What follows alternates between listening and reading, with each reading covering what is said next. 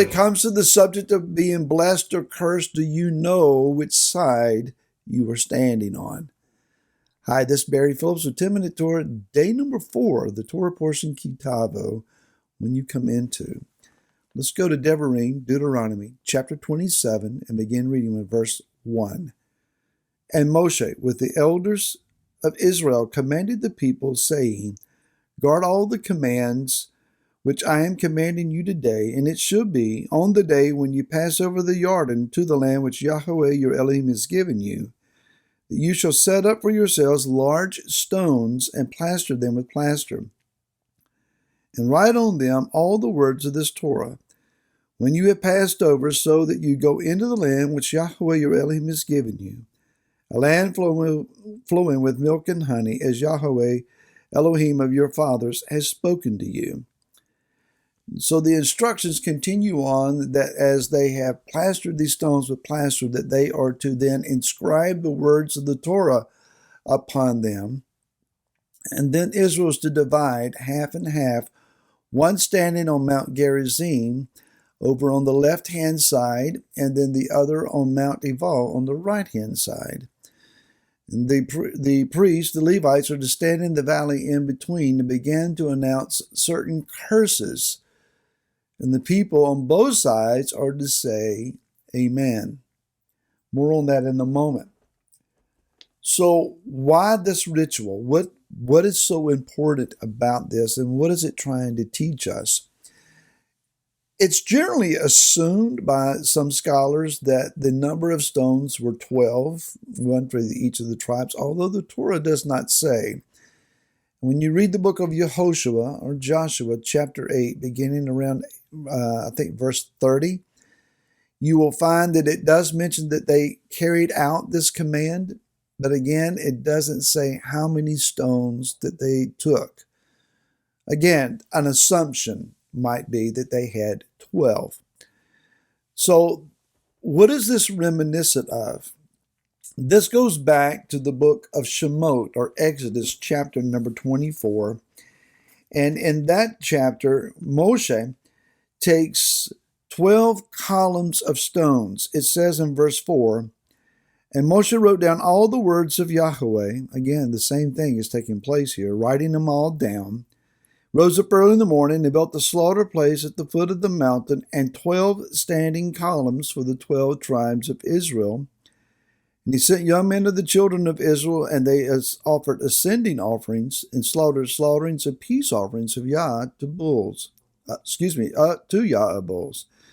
And Moshe took half the blood and put it in basins, and half the blood he sprinkled on the slaughter place. And he took the book of the covenant, read in the hearing of the people, and they said, all that Yahweh has spoken we shall do and obey, Na'aseh v'nishma. Moshe took the blood and sprinkled it on the people and said, see the blood of the covenant which Yahweh has made with you concerning all these words. So a lot of similarities. Stones, the writing down of the Torah, the building of an altar and offering offerings to Yahweh, and the reading of the covenant or announcing of the words of Yah in the hearing of the people. Again, when you read Yehoshua chapter 8, it says that he read all of the Torah, not just the curses, but all of the Torah in the hearing of the people. So what is being done here? It is a signifying that Israel belongs to Yah, not just because they've been delivered, but by a blood covenant. Very important we understand this. It's not just that Yeshua has redeemed us, but it's even more so that we are a part of a covenant with Yah, the renewed covenant, according to Jeremiah chapter 31 and verse 31. This is a renewed covenant. It's the same covenant that was given before, but it has been now renewed and empowered by the atoning and blood of Yeshua the Messiah. The life is in the blood. The life that is in Yeshua is still alive. It's not dried up on the altar in heaven. It's not caked there. It's not a stain of decayed blood, but that life-giving blood is still alive and wet in the timeless presence of the Most High, and it is speaking the life of Yeshua to those who call on the Father in His name. Why do we do this? It's very important that we understand, for even the reasons that we celebrate the feast days of Yah, the HaMoedim, the appointed times. Why do we continue to celebrate Pesach or Passover every year? Hasn't the Passover already happened? It's not only to remember what happened that many long years ago in Egypt or Mitzrayim, but it's also important that we understand we're a part of the story. The observance of the rituals pertaining to Pesach or Passover connects us to what originally happened, but it also allows the story to become alive in us, and we realize it's an ongoing story. The delivered ones are still living and still experiencing this deliverance. The same with Shavuot, or the Feast of Pentecost.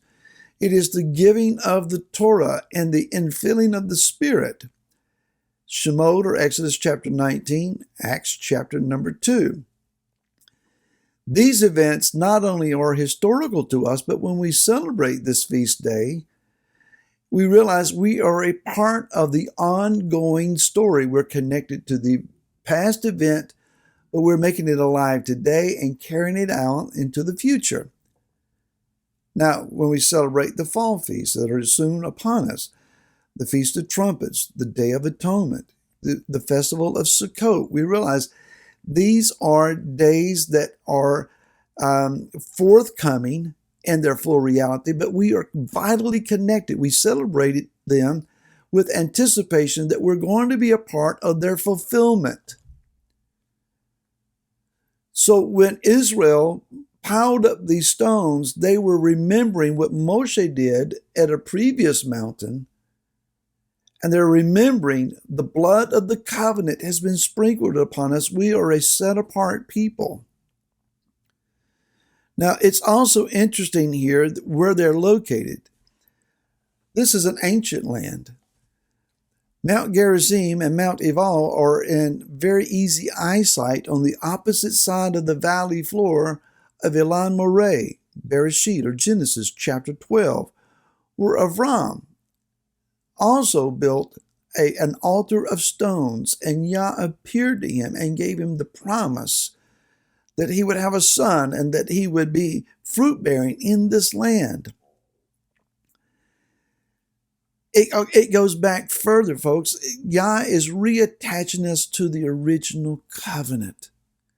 And this is a very set apart and very special place. In the valley floor is the modern-day city of Nablus, a Palestinian-held area.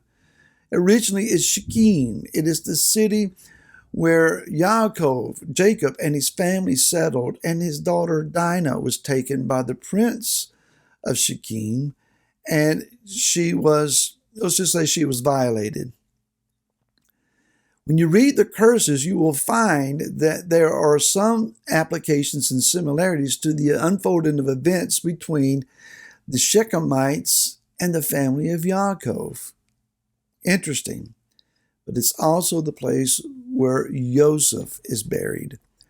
Joseph is the one from whom the 10 northern tribes of Israel descend, especially Manasseh and Ephraim, the leading tribes of that group. And there at Shechem, the word which means the neck, the shoulder, and it's from here that you will turn to the left or to the right. You will turn toward blessing or cursing. Joseph is buried in such a place, and his descendants are still needing to make that same decision. Am I going to look toward the blessing? Am I going to look toward the curse? Which way am I going to walk? How am I going to live this way? If you read the book of Joel chapter 3 and verse 14, it talks about the multitudes that are in the valley of decision. This place where we need to make up our mind. Which side do I stand on? Am I going to walk in obedience to His word and incur the blessings of the Most High? I'm not going to turn into my own way, eat of the tree of the knowledge of good and evil, and incur the curse. The choice, even today, is still ours. More tomorrow. Until then, shalom.